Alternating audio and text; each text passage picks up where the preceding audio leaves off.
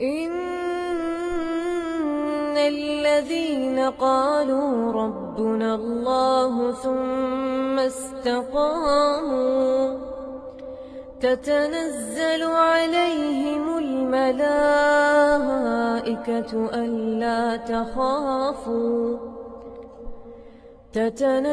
عليهم الملائكة